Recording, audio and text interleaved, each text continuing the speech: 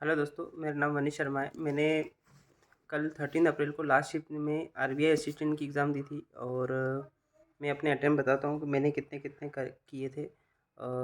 First English में मैंने 30 out of 30 किए थे।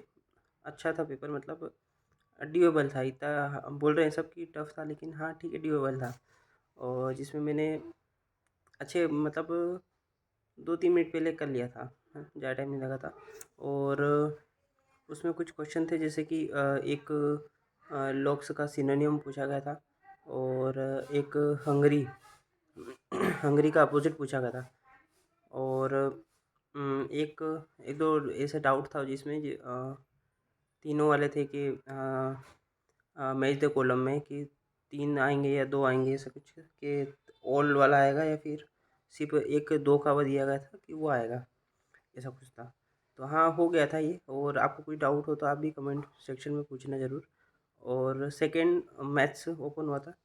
मैंने फर्स्टली सारे सिंप्लीफिकेशन करे फटाफट। उसके बाद में डीआई उसके बाद में डीआई बहुत इजी थी। हाँ, तो डीआई तो हो गई थी आराम से। और फिर अर्थमेटिक क्वेश्चन भी, हाँ मतलब इतने इजी नहीं थे, लेकिन बन रहे थे आराम से। तो मैंने मैथ्स में किए हैं 34 आउट ऑफ 35। एक क्वेश्चन जो मेरा रह गया है वो चेयर और टेबल वाला था, जिसमें जिसमें 50 ज़्यादा था टेबल। और फिर चेयर में 24% इंक्रीज़ हो रहा था और टेबल में 20% वो जो प्रॉफिट हो रहा था। उसके बाद सेलिंग प्राइस का टोटल दिया गया था कि टोटल इतना है, जिसमें मैंने कुछ एक्स की वैल्यू नहीं ली और मैंने डायरेक्ट 50 और 100 करके ऐसा कर डायरेक्ट लिख दिया। और जिससे मेरा बन ही नहीं पा रहा था। और जब मेरे को समझ में आया, जैसे ही मैं टिक करने गया 250 पे, उस टाइम पे टाइम ख़त्म हो गया। तो ठीक है, 34 ठीक है। और एक वो क्वेश्चन था जिसमें एक्स और वाई दिया गया था, जिनका जो सम था वो 40 था। और उसमें जो वाई की वैल्यू थी, एक्स की वैल्यू और वाई की वैल्यू निकालनी थी, जिसमें 17-23 ऐसा कुछ आया था।